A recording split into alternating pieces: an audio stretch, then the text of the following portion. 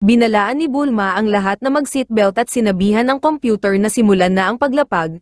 Ang spaceship ni Kami ay lumapag ng marahas at eksaktong huminto sa gilid ng isang bangin. Hindi kumbinsido si Krillin na sila ay nasa planeta na ng Namek, kaya iminungkahi ni Gohan na tignan sa Dragon Raider kung may mga Dragon Ball sa paligid. Ganun pa man bago pa nila ito magawa ay biglang nahulog sa bangin ang kanilang spaceship. Nang magising si Bulma ay bumungad sa kanya ang dalawang nilalang na parehong kamukha ni Kami. Ipinakilala ng maliit ang kanyang sarili bilang Reiti at ang kanyang mas matangkad na kaibigan naman bilang Zocro. Sinabi ni Reiti kay Bulma na nakita sila nito sa ilalim ng isang bangin at binigyan ng emergency medical treatment, kaya't nagpasalamat si Bulma. Pagkatapos ay ginising niya si Krillin at Gohan. Pinakain ni Reiti at Zocro ang grupo at sinabi na sana ay magtagumpay sila sa paghahanap ng mga Dragon Ball. Nagtaka ang tatlo kung paano agad nalaman ng mga Namekian ang kanilang layunin. Pagkatapos ng isang maikling pagtatanghal ng telekinetikong mahika ni Zocro, na-realize ni Krillin na kung si Kami nga ay alam agad ang tungkol sa mga taong makikilala pa lang niya, hindi nakatakataka na ang kanyang mga kalahi ay ganun din. Nagtanong si Bulma tungkol sa spaceship kaya dinala sila ni Reiti at Zocro sa isang storage shed kung saan ito inilagay. May ilang mga yupi ito at gasgas, ngunit sa ibang mga aspeto ay nasa mabuting kalagayan pa rin. Inilabas ni Bulma ang kanyang Dragon Raider at nakakita ng mga signal mula sa mga Dragon Ball na lokal sa planeta. Tatlo sa mga ito ay nasa malapit na lugar kaya nag-decide si Bulma na puntahan ito at naglabas ng isang air car. Ganun pa man pinigilan sila ni Reiti na gamitin ang sasakyan dahil ayon dito ay maraming malalaking hayop sa paligid kaya delikado ang maglakbay sa lupa. Nag-alok ito na ihatid na lang ang grupo gamit ang kanyang sasakyan. Pumayag ang tatlo at sumakay sa maingay na bilog na pod ni Reiti at umalis. Habang sinusuri ni Zocro ang pinsala sa kanilang spaceship, ang iba ay lumapag malapit sa lokasyon ng unang Dragon Ball. Sinusubaybayan ni Bulma ang Dragon Ball sa kanyang radar habang sinaguhan ay naghahanap sa ilalim ng ilog. Maya-maya pa ay nakita na ni Reiti ang Dragon Ball at sobrang ikinatuwa ito ng lahat. Samantala, ang panggagamot kay Vegeta sa medical machine ay nagpapatuloy pa rin sa Planet Frieza 79. Nagtataka ang nagbabantay kung bakit nagkakamalay si Vegeta. Lumalabas na napapanaginipan nito ang kanyang pagkatalo sa nangyaring labanan sa Earth at nagdudulot ito sa kanya ng pagkainis. Sa Earth, biglang sumuntok si Goku habang nakahiga sa kama at nagulat nito ang lahat ng nasa ward. Pinagalitan ito ni Chi-Chi at sinabihan na huwag kumilos para gumaling agad. Ang susunod na Dragon Ball ay nasa isang lugar ng mga sinaunang guho. Dinala ng signal ng radar ang grupo pababa sa isang hagdan na may mga drawing ng mga kakaibang alien sa pader. Nasabi tuloy ni Krillin na ang mga Namekian noong unang panahon ay tila ibang-iba sa mga Namekian ngayon. Sinundan ni Bulma ang signal ng Dragon Ball hanggang sa makita niya ito sa bibig ng isang bangkay. Nang ma-realize niya na totoong bangkay ang kanyang nakaharap ay sobra siyang na-trauma. Habang nasa biyahe ay sinabi ni Bulma kay Gohan na nagdududa siya sa sobrang kabutihan ni Reiti sa kanila. Maya-maya pa ay nakarating na sila sa lugar ng ikatlong Dragon Ball at nagsimulang maglanding. Paglabas ng sasakyan, na-realize ni Bulma na gumagalaw ang signal ng Dragon Ball. Sinundan nila ito hanggang sa mahulog si Bulma sa isang malaking footprint. Pagtingin ng grupo sa itaas ay tumambad sa kanila ang isang higanteng dinosaur na biglang kinain ang Dragon Ball. Hinabol ni Bulma ang dinosaur pero pinigilan siya ni Reiti. Nagalit si Bulma kay Reiti at inakusahan niya itong may balak na nakawin ang Dragon Ball sa kanila kapag nakolekta na ito. Biglang naputol ang pag-uusap nang marinig ng grupo ang sigaw ng dinosaur na tila nasaktan. Muli silang sumakay sa eroplano para mag-imbestiga. Ipinakita ni Reiti sa tatlo na ang dinosaur ay nahulog sa isang nakakalason na lawa at natunaw. Lumalabas na ito ang dahilan kung bakit pinigilan ni Reiti ang paghabol sa dinosaur kaya humingi ng paumanhin si Bulma. Sinabi ni Reiti na delikado nang kunin ang Dragon Ball dahil ang diving suit nila ay magtatagal lang ng 20 segundo sa lawa. Pinayagan ni Reiti si Gohan na kunin ang Dragon Ball sa lawa sa kondisyong hihilahin nila ito gamit ang tali sa loob ng 13 segundo. Kaso hindi pa man nagtatagal si Gohan sa tubig ay natunaw na agad ang tali. Nang makuha ni Gohan ang Dragon Ball ay doon pa lang nito natuklasan ang nangyari. Agad na nagmadali si Gohan na lumangoy pa ibabaw. Nang ma-realize niya na hindi siya aabot, naisip niyang gumamit ng Masenko para tulakin ang kanyang sarili papunta sa ibabaw ng lawa. Sa military complex, nagpapatuloy ang underwater therapy ni Vegeta.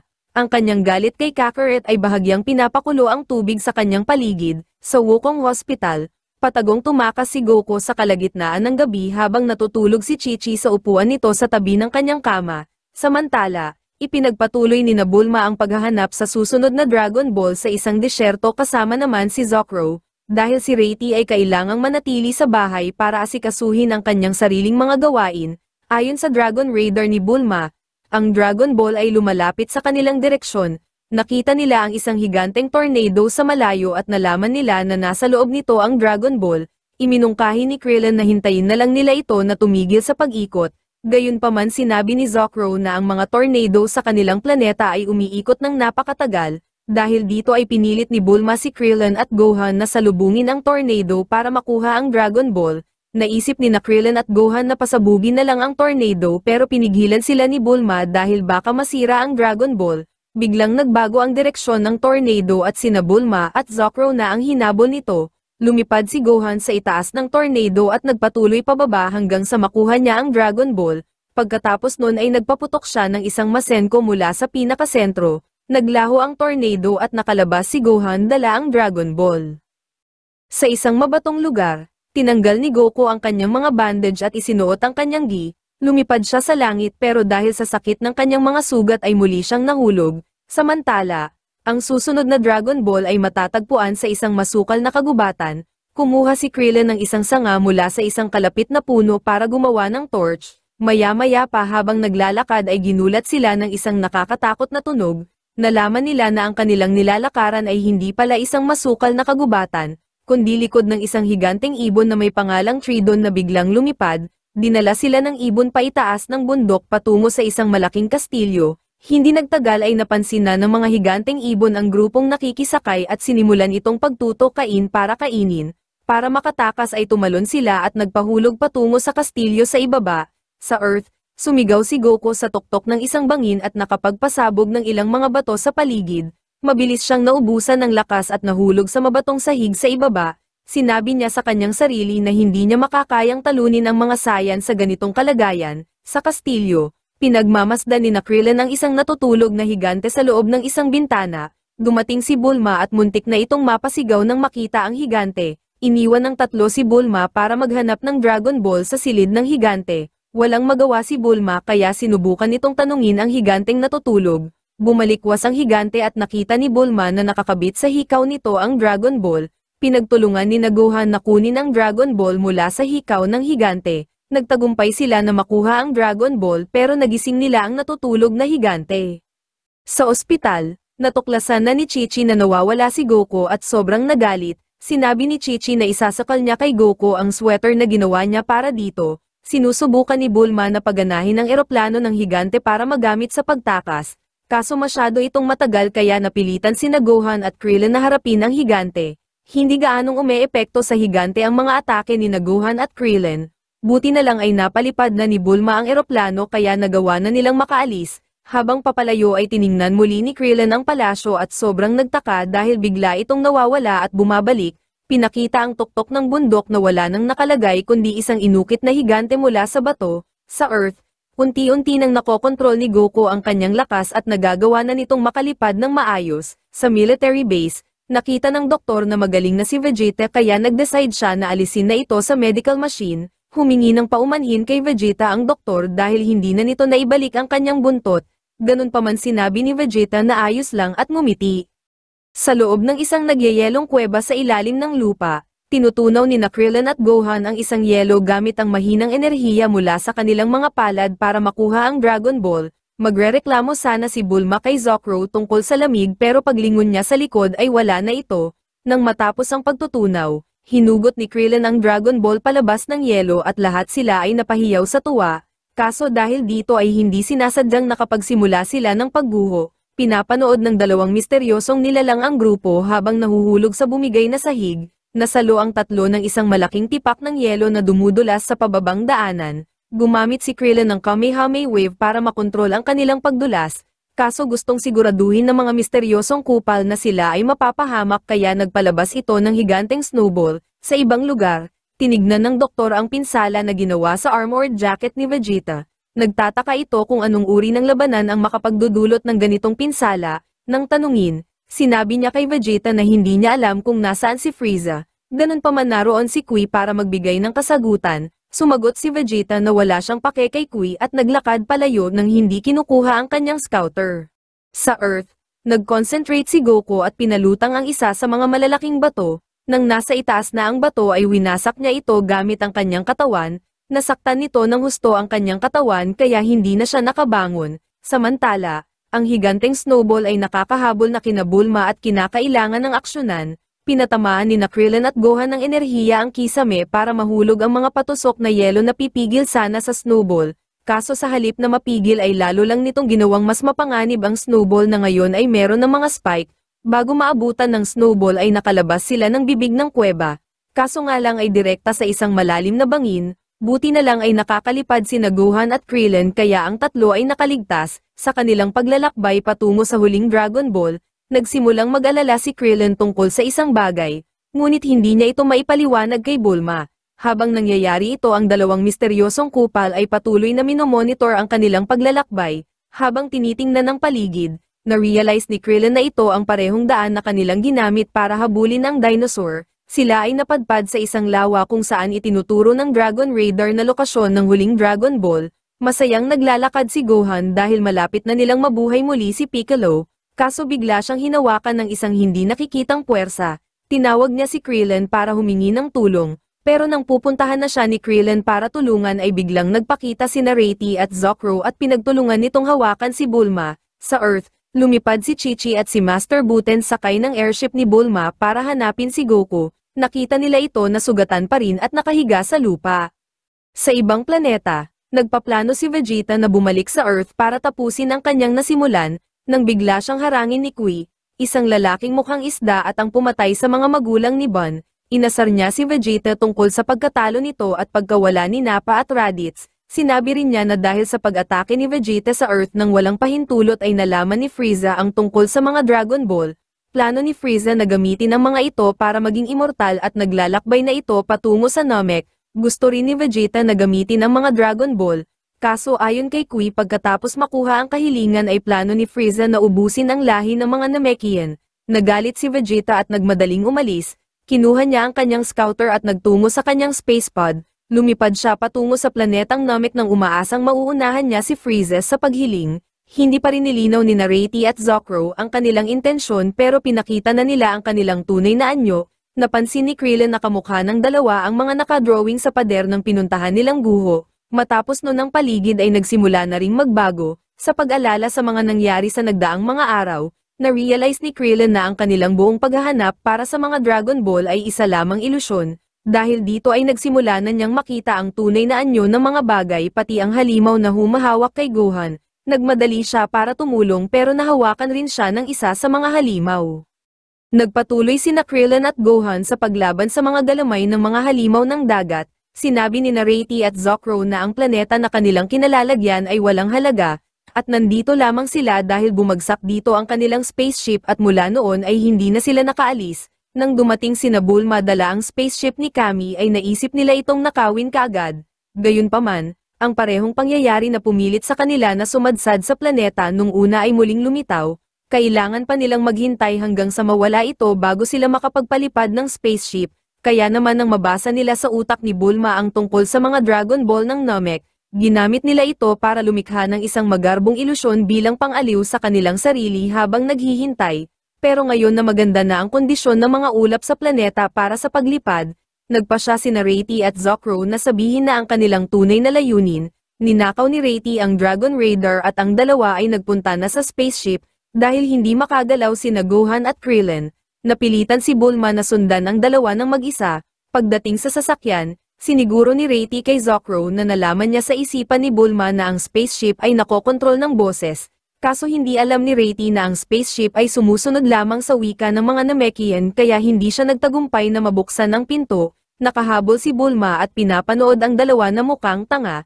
Lalong dumami ang mga halimaw ng dagat at sina Krillin at Gohan ay parehong hinila nito sa ilalim ng tubig. Buti na lang ay nakawala ang isang braso ni Gohan at nakapagpaputok ng enerhiya. Ginamit niya ang enerhiya para makalapit kay Krillin at mapakawalan rin ito. Nang bahagyang nakalaya na sina Gohan at Krillin, pareho silang gumamit ng enerhiya para gumawa ng whirlpool sa lawa na magpapaalis sa mga halimaw. Sa spaceship, nag-decide sina Reti at Zocro na bumalik para tanungin si Bulma at saktong nakita nila itong nagtatago, habang sina Gohan at Krillin naman ay tuluyan ng napalaya ang kanilang mga sarili.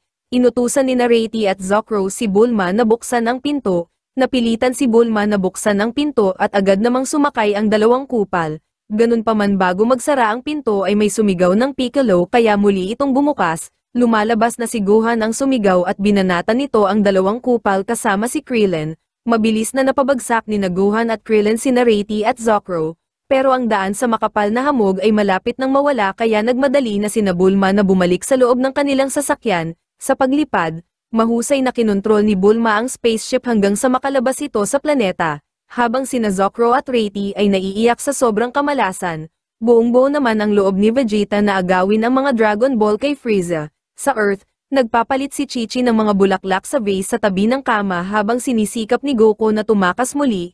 Nagtagumpay si Goku na makalabas ng pinto pero nahuli siya ng kanyang doktor at nurse. Makalipas ang 34 na araw, nakarating na ang grupo ni Bulma sa isang planeta na nakarehistro bilang Namek. Excited ang lahat na nagkabit ng kanilang mga seatbelt para sa paglapag. Sa utos ni Bulma, ang spaceship ay nakalapag ng maayos sa isang lugar na may damo malapit sa ilog. Naghanda si Bulma ng mga kagamitan para alamin kung makakahinga sila sa planeta.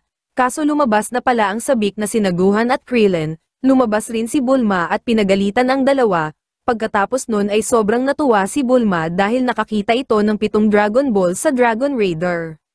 Pinisil ni Krillin ang mga pisngi ni Bulma upang matiyak na hindi siya isang ilusyon. Pagkatapos mapatunayan na totoo ang lahat ay sumayaw sina Krillin at Bulma. Biglang nakaramdam si Gohan ng maraming malalakas na kisa malayo. Sinabi ni Bulma sa kanila na huwag mag-alala dahil baka mga lokal na Namekian lang yun na kasing lakas ni Piccolo at Kami. Sumang-ayon si Krillin at sinubukan na lang nadaanin sa tawa ang kanyang kaba, kaso biglang may isang maliit na space pod ang nahulog sa langit, nang mapagtanto na katulad ito ng pod na ginamit ng mga Saiyan.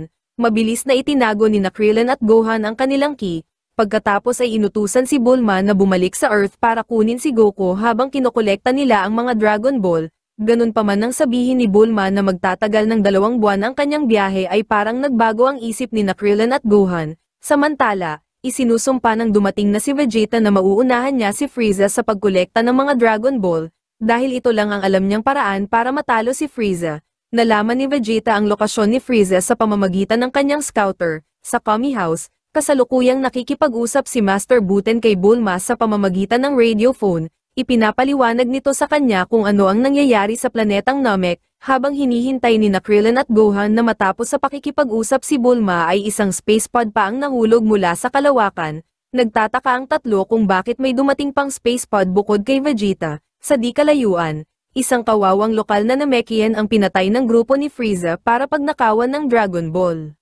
Nagsisimula ng mawala ng pag-asa sina Bulma dahil sa paglitaw ng isa pang space pod. Sa di kalayuan, isang sundalo ni Frieza ang nag-abot ng Dragon Ball kay Dodoria.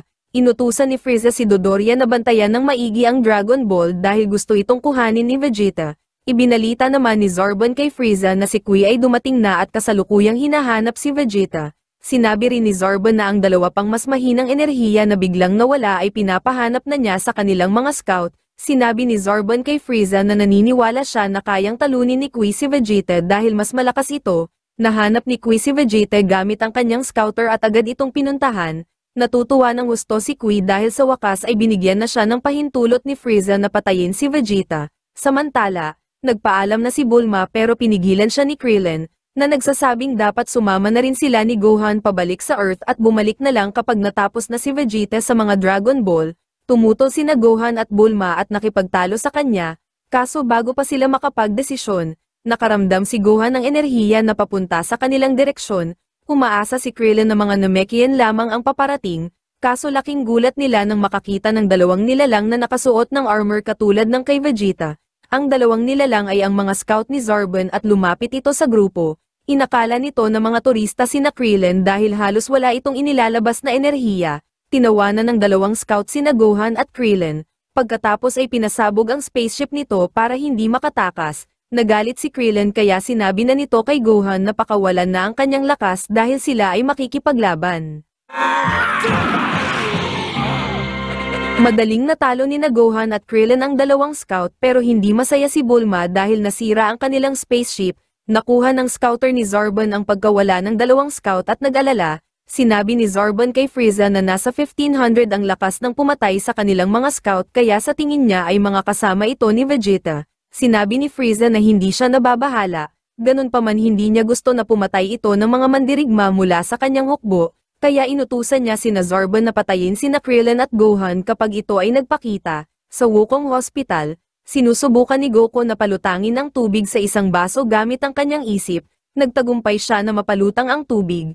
Kaso bigla siyang tinawag ni Chi-Chi kaya bumuhos ang tubig sa kanyang ulo. Sinabihan siya ni Chi-Chi na manatili lang sa kama at pinunasan ng towel sa ulo ng marahas, dahil dito ay naalala ni Chi-Chi si Gohan at sobrang nag-alala. Samantala, iniiyakan pa rin ni Bulma ang kanilang nasirang spaceship, pinagtulungan itong patahanin ni Krillin at Gohan dahil kailangan na nilang maghanap ng pagtataguan, dahil siguradong darating ang mga alagad ni Frieza upang mag-imbestiga. Sa wakas, nakarating na si Kui sa lokasyon ni Vegeta at agad na umatake. Ganun pa man madali itong naiwasan ni Vegeta. Inasar ni Kui si Vegeta tungkol sa kanyang mababang antas ng kapangyarihan, dahil dito ay nag-decide si Vegeta na ipakita na ang tunay niyang lakas. Lumalabas na natutunan na rin ni Vegeta kung paano itago ang kanyang lakas tulad ng ginagawa ni Goku. Ipinagyabang ni Vegeta na aktibo siyang nakikipaglaban hindi katulad ni Kui na piniling magtago sa likod ni Frieza. Umabot ng 22,000 ang lakas ni Vegeta kaya hindi na ito kinayang basahin ng scouter ni Kui at Zarbon. Ayaw paniwalaan ni Dodoria ang sinabi ni Zarbon tungkol sa lakas ni Vegeta kaya ginamit rin nito ang kanyang scouter. Nagulat ito nang makita na ang lakas ni Vegeta ay umabot na sa 24,000. Sa puntong ito ay mas malakas na si Vegeta kay Dodoria at Zarbon. Hindi na nagulat si Frieza sa paglakas ni Vegeta dahil alam niya na aktibo ito sa pakikipaglaban. Sinabi ni Frieza na hindi siya nababahala dahil balewala pa rin ang lakas ni Vegeta kung ikukumpara sa kanya. Alam ito ni Vegeta kaya nag-decide ito na hanapin ang mga Dragon Ball bilang huling alas. Samantala, sa sobrang takot ay inalok ni Kui si Vegeta ng isang kasunduan. Sinabi nito na gusto niya rin patayin si Frieza kaya dapat ay magtulungan na lang sila. Kaso ayaw pumayag ni Vegeta kaya inatake na lang niya ito. Inakala ni Kui na nanalo na siya at nagsimulang tumawa. Ganun pa man biglang lumitaw muli si Vegeta at siya ay inasar. Sinubukan ni Kui na tumakas pero hindi siya pinayagan ni Vegeta. Madaling napatay ni Vegeta si Kui at mabilis itong nalaman ng grupo ni Frieza. Sinabi ni Vegeta na sigurado siya na kaya niyang talunin sina Zarbon at Dodoria pero si Frieza ay hindi pa rin niya makakaya. Dahil dito ay nag-decide siya na pigilan na lang na makumpleto ni Frieza ang lahat ng Dragon Ball. Pagkatapos ay nanakawin niya ang mga nakolekta na nito. Nakahanap ang isa sa mga tao ni Frieza ng ilang mga Namekian sa kanyang scouter. Ikinatuwa ito ni Frieza at inaya na ang lahat na puntahan ang mga Namekian. Nakita ni Vegeta sa kanyang scouter ang pag-alis ni Frieza at umalis na rin. Samantala, napapagod na si Bulma sa paglalakad kaya hiniling nito kina Gohan na dalhin na lang siya sa paglipad.